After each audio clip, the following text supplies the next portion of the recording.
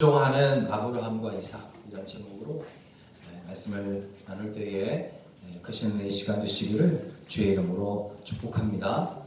오늘 본문의 말씀은 아브라함이 모리아에 있는 어떤 산에서 하나님의 명령에 순종하여 아들 이삭을 번제로 드리던 일로 유명한 말씀입니다. 아브라함 인생의 전환점은 하나님께서 하신 약속을 붙잡고 본토 친척 아비 집을 떠나는 것이 이제 아브라함의 인생의 전환점이었지만, 그에게 있어서 인생 최대의 사건은 아들 이삭을 모리아에 있는 어떤 산에서 희생제사로 그 아들을 드리는 것, 그것이 바로 그의 인생 가운데 최고의 사건이었음을 우리가 보게 됩니다.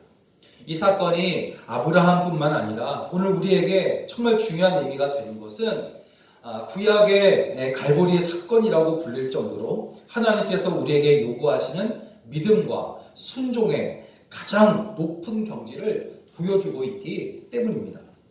창세기 22장 2절을 보면 이제 어느 날 하나님께서 아들과 함께 잘 살고 있던 아브라함에게 충격적이라고밖에 말할 수 없는 그런 명령을 하십니다. 여호와께서 이르시되 내 아들 내 사랑하는 독자 이삭을 데리고 모리아 땅으로 가서 내가 내게 일러준 한 산, 거기서 그를 번제로 드리라. 그렇게 말씀합니다. 하나님은 아브라함에게 정말 눈에 넣어도 아프지 않을 만큼 귀하고 귀한 그 독자 이삭을 번제 제물로 드리라고 요구하신 이유가 무엇일까? 아브라함은 당시 하나님과 언약을 맺은 그 당시 유일한 사람이었습니다. 그리고 아들 이삭은 그가 백세에 얻은 아들로 하늘의 별처럼 해변의 모래처럼 많은 자손을 주실 것이라는 하나님의 약속의 아들이었단 말이에요. 물론 아들을 바치라는 이유는 이제 후에 알 수 있지만 아브라함의 믿음과 순종을 시험코자 하신 것이었습니다. 그러나 보다 넓게는 이를 통해서 우리 모두의 죄가 사함을 받고 끊어졌던 하나님과 연결되기 위해서 희생의 피가 반드시 필요하다는 것을 주기 위한 것이었음을 알 수 있습니다.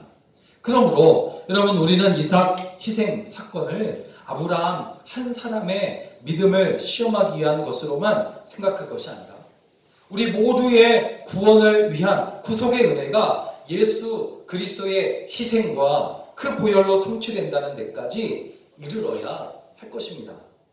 오늘 본문을 통해서 이제 아브라함의 신앙과 아들 이삭의 신앙을 우리가 살펴보려 합니다. 그리고 하나님께서 이들을 어떻게 복 주셨는가를 또 살펴보고 우리의 신앙을 돌아보는 그런 시간이 되기를 주의 이름으로 부탁을 드립니다.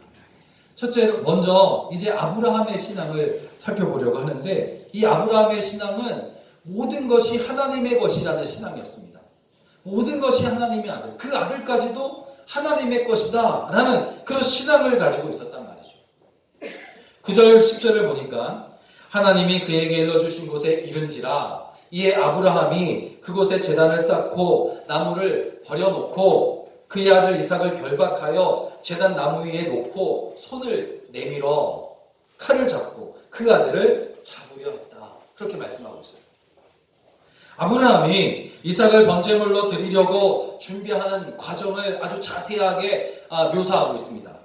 그 과정을 보면 그가 이삭을 하나님께 드리려고 하는데 전에 번제를 드리기 위해서 준비했었던 것처럼 조금의 어떤 주저함도 없이 자연스럽게 그것을 하고 있는 것을 볼 수가 있습니다. 이런 아브라함의 모습을 통해서 하나님의 백성이 자기 자녀를 어떻게 생각하고 있어야 하는지를 잘 알려주고 있어요. 바로 자녀는 부모의 것이 아니라 하나님의 것이다 하는 겁니다. 고린도전서 6장 19절 20절을 보면 너희는 너희 자신의 것이 아니라 값으로 산 것이 되었으니 그런즉 너희 몸으로 하나님께 영광을 돌리라. 여러분, 나 자신뿐만 아니라 자녀까지도 하나님의 것이라는 겁니다. 그런 까닭에 하나님께서 지금 요구하시는 것은 무엇이든 다 드리는 것이 당연하다는 거예요. 내 것이 아니라 하나님의 것이기 때문에. 하나님은 아브라함에게 내 아들, 독자 아들을 제물로, 번제로 드리라. 그렇게 명령하셨고, 아브라함은 이 명령에 순종합니다. 우리가 볼 때 정말 매정하게 보이고, 그리고 어떻게 그럴 수 있느냐라고 물을 수 있겠지만, 우리가 지금 여기서 보아야 될 것은 뭐냐면, 그의 신앙이 자신뿐만이 아니라 아들까지도 하나님의 것이기 때문에 그 아들을 하나님께 드리고 있다는 사실이에요. 여러분, 번제는 우리가 잘 알고 있듯이 희생 제사를 태운 연기를 위로 올려서 하나님께 연기로 아름다운 향기로 제물을 드리는 제사의 한 종류입니다. 5가지 제사 종류 중에 하나랍니다. 따라서 하나님의 요구는 단순히 어떤 영적인 복종을 나타내는 명령이 아니라 실제로 이삭을 제단에 올려놓고 죽여 피를 흘리고 태워서 드리라는 인간의 정말 이해와 상식을 뛰어넘는 명령이었음을 알 수가 있습니다. 이제 10절을 보니까 아브라함은 아들을 결박하여 제단 위에 놓고 손을 내밀어 칼을 잡았다.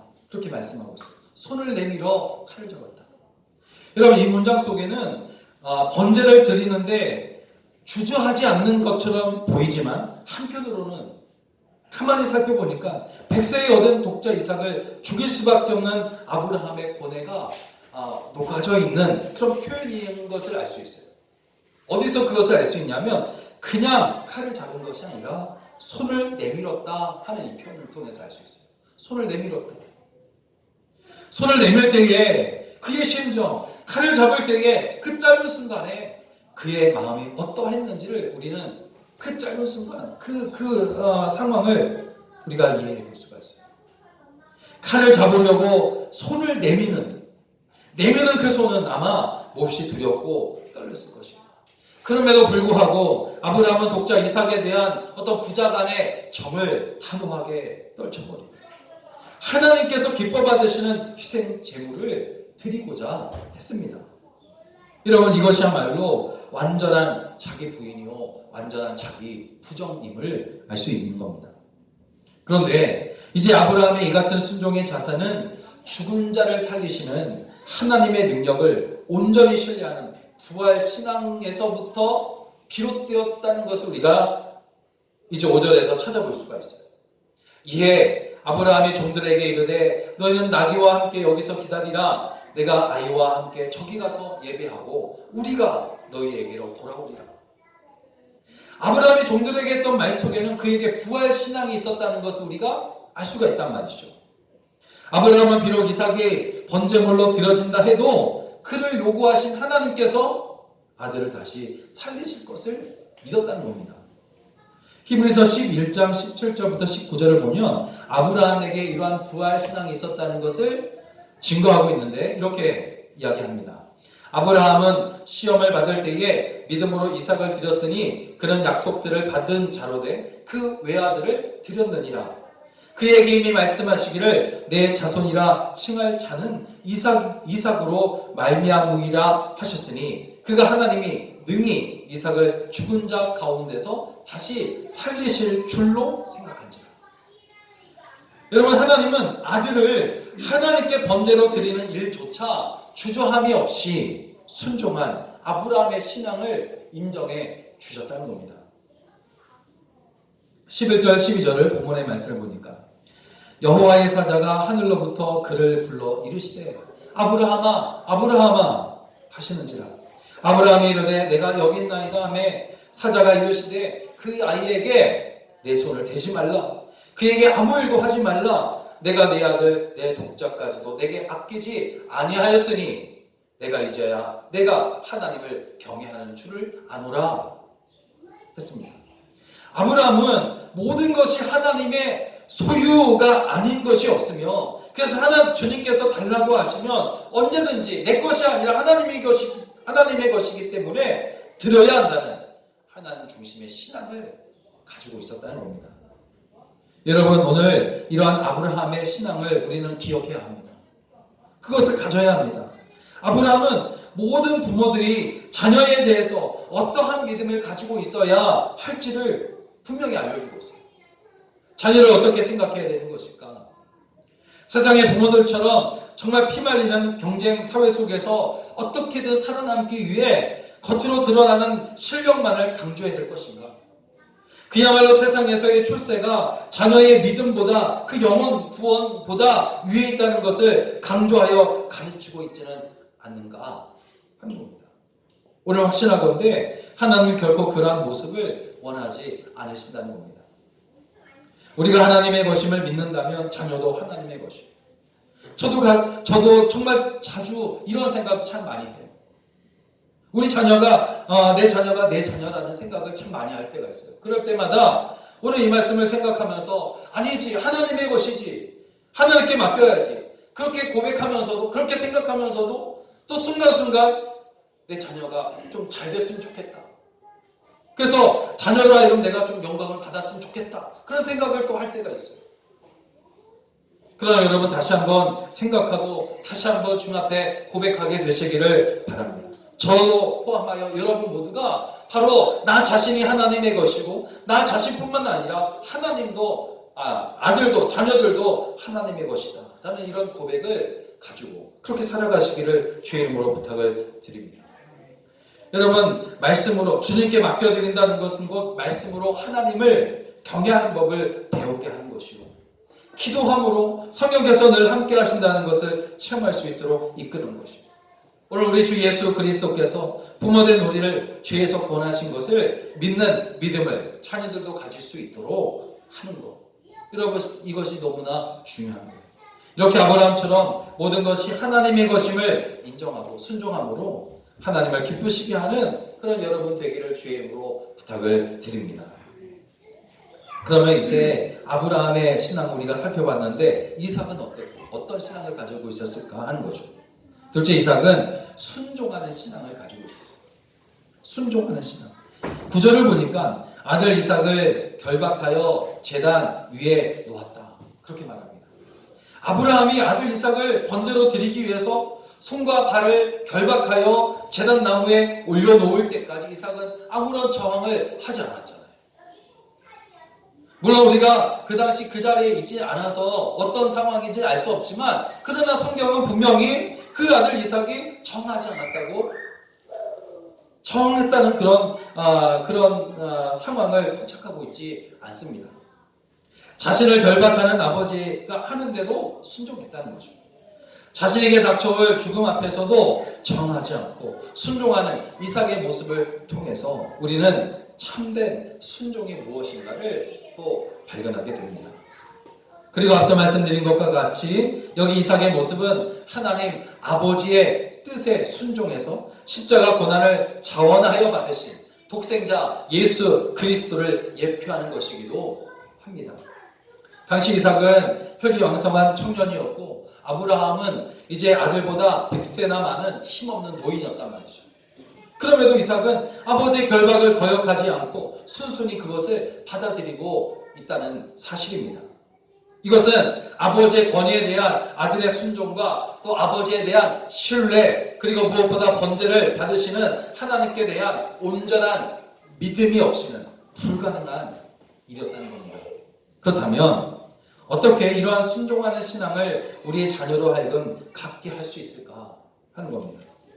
하나님의 말씀인 성경은 우리의 자녀가 이삭과 같이 자녀가 되기 위해 어떻게 해야 하는지를 알려주고 있어요. 에베소서 6장 4절을 보면 또 아비들아 너희의 자녀를 노엽게 하지 말고 오직 주의 교훈과 훈계로 양육하라. 주의 교훈과 훈계가 뭡니까? 바로 하나님의 말씀이잖아요. 하나님의 말씀과 하나님의 말씀에 순종하는 아브라함의 신앙이 이삭을 순종하는 자녀로 만들었다는 겁니다. 여기서 우리는 중요한 것을 발견할 수 있어요. 이삭은 여러분 성경이 기록되기 훨씬 전에 사람이었음에도 불구하고 번제에 대해서 잘 알고 있었어요. 7절을 보니까 그 이삭이 아브라함에게 묻습니다. 불과 나무는 있는데 번제할 어린 양은 어디 있습니까? 묻는 이삭을 통해서 평소에 아버지 아브라함으로부터 어떠한 신앙교육을 받았는지를 친척할 수 있어요. 말씀을 가르쳤을 뿐만 아니라 행함으로 신앙의 본을 보여주는 거예요. 제사를 드릴 때마다, 번제를 드릴 때마다 아브라함은 아들 이삭을 데리고 다니는 거예요.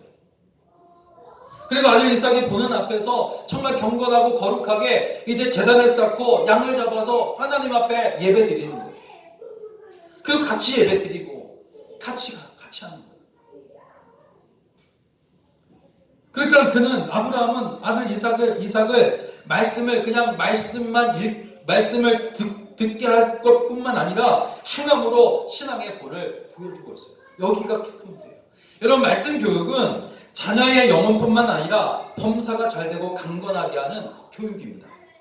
그러나 여러분, 아무리 훌륭한 교육이라 할지라도 뛰어난 교사가 있을지라도 말만 하고 본을 보이지 않게 되면 그것은 모두가 다 헛된 것이 되고 마는 거예요. 마태복음 5장 19절을 보면 그러므로 누구든지 이 계명 중에 지극히 작은 것 하나라도 버리고 또 그같이 가르치는 자는 천국에서 지극히 작다 일컬음을 받을 것이요. 또 누구든지 이같이 행하며 가르치는 자는 천국에서 그다 일컬음을 받으리라 했단 말이에요. 말씀을 가르치기만 하는 것과 그 말씀을 행하고 가르치는 자, 거기엔 차이가 크다는 것을 알 수가 있어요. 그런데 많은 부모들이 먼저 말씀대로 행하고 말씀을 가르치려고 하기보다는 환경과 배경의 중요성을 또 강조하는 것 같아요. 환경이나 배경이 좋아야 자녀가 의롭고 훌륭한 사람으로 자라날까? 그렇잖아요. 죄로 인해 타락한 인간은 아무리 환경이 좋다 해도 어쩌면 환경이 좋으면 좋을수록 의로운 사람이 될 가능성은 더 희박해질 수 있다는 것을 우리는 인정할 수밖에 없어요. 오히려 정말 그 인간됨이 더 심각해질 수 있어요. 교만해질 수 있고 죄 속에 더 깊이 빠져 들어갈 가능성이 높다는 거죠. 그리고 결국 망한 자리에 앉게 되는 겁니다. 여러분, 우리의 자녀가 절망적인 상황을 극복할 수 있도록 하기 위해서는 부모가 말씀대로 행하며 가르쳐서 자녀로 하여금 하나님을 경외할 수 있도록 이끄는 것뿐입니다. 이삭이 정하지 않을 수 있었던 것은 아버지 아브라함이 평소에 말씀대로 살았고 하나님을 경외하는 마음으로 제사를 드렸으며 온전히 순종하는 삶을 살았기 때문일 것입니다. 여러분, 부모가 먼저 말씀으로 살며 하나님을 경외하며 또 겸손하고 온유하신 예수님을 닮아가야 할 줄로 믿습니다. 예수님처럼 순종한 삶을 여러분 살아가게 되시기를 주의 이름으로 부탁을 드립니다. 그렇게 먼저 말씀 위에 선 부모가 될 때에 자녀를 양육할 수 있는 힘도 같이 생겨지게 되는 거죠.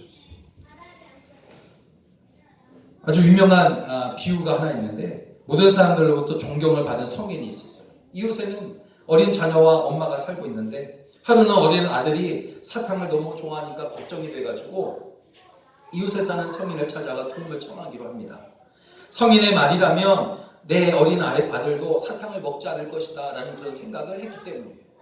그런데 이 성인은 아무 말 없이 일주일 후에 다시 오라는 겁니다. 이상하게 생각했지만 엄마는 일주일을 기다렸다가 다시 성인의 집으로 아들과 함께 이제 가게 되는 거예요. 엄마는 성인이 아들이 사탕을 먹지 않도록 아주 특별한 어떤 방법을 제시할 것이라 그렇게 생각했어요.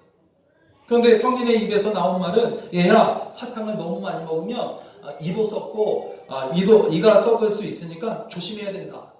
그렇게 말하는 거예요. 그러니까 특별한 방법이 있을 것이라 생각하면서 일주일을 기다렸는데 너무 당연한 말을 하는 것을 듣고 너무 실망한 거예요. 그때 성인이 이렇게 말하죠. 일주일 전까지만 해도 나는 당신의 아들처럼 사탕을 너무너무 좋아했습니다. 그래서 아무 말도 할 수 없었어요. 저는 먼저 사탕을 내가 내 자신이 먹지 말아야 했습니다. 그래야 사탕을 먹지 말라고 할 수가 있었기 때문입니다. 그렇게 말하는 거예요. 여러분, 어린 자녀로부터 장성한 자녀에게까지 부모는 끊임없이 그리스도의 본을 보일 책임이 있습니다. 주의 말씀대로 행하며 가르치는 부모가 다 되셔서 자녀로부터 존경받는 여러분 되기를 주의 이름으로 축원합니다. 사랑하는 여러분, 결국 순종할 때에 아브라함과 이삭이 함께 큰 복을 받을 수 있었어요. 약속을 받을 수 있었습니다. 그것을 우리는 기억해야 돼요. 순종할 때에 아브라함과 이삭이 다 복을 받아요. 17절 18절을 보니까 내가 내게 큰 복을 주고 내 씨가 크게 번성하여 하늘의 별과 같고 바닷가의 모래와 같게 하리니 내 씨가 그 대적의 성문을 차지하리라. 또 내 씨로 말미암아 천하 만민이 복을 받으리라. 여러분, 이렇게 아브라함과 이삭이 순종을 하니까 아브라함도 복을 받는 거예요. 하나님께서 내가 내게 복을 주겠다. 그리고 복을 주고 내 씨가 크게 번성하게 하겠다. 이렇게 말씀하세요. 이 말씀은 이제 하나님께서 순종한 아브라함에게 복을 약속하시고 동시에 아브라함의 씨, 즉 이삭을 통해서 약속하신 복이 실현될 것임을 말씀하고 있다는 것을 알 수 있어요. 그리고 이 모든 약속은 이제 역사를 통해서 모두 이루어진 줄로 믿습니다. 후일 이스라엘이 가나안을 정복하고 다윗과 솔로몬 시대에 천하를 호령하게 된 것도 기적 같은 일이지만 예수 그리스도께서 아브라함의 후손으로 오셔서 대속의 사역을 완성하시고 그를 믿는 자들이 교회를 이루어 온 땅에 가득하게 되므로 이 모든 약속들이 성취된 줄로 믿습니다. 모든 것이 하나님의 것임을 믿음으로 고백하고 주의 말씀에 순종하는 성도에게 이렇게 하나님께서 큰 복을 주십니다. 내가 내게 큰 복을 주고 내 씨가 크게 번성하여 하늘의 별과 같고 바다의 모래와 같게 하리니 내 씨가 그 대적의 성문을 차지하리라. 또 내 씨로 말미암아 천하 만민이 복을 받으리라. 이러한 풍성한 복이 오늘 어린이 주일을 맞이해서 우리 부모들이 자녀들을 하나님께 맡겨드리고 또 부모에게 순종하는 자녀에게 임하게 되시기를 주의 이름으로 간절히 축원합니다. 축원합니다. 기도하겠습니다. 살아계신 아버지 하나님, 은혜를 감사합니다.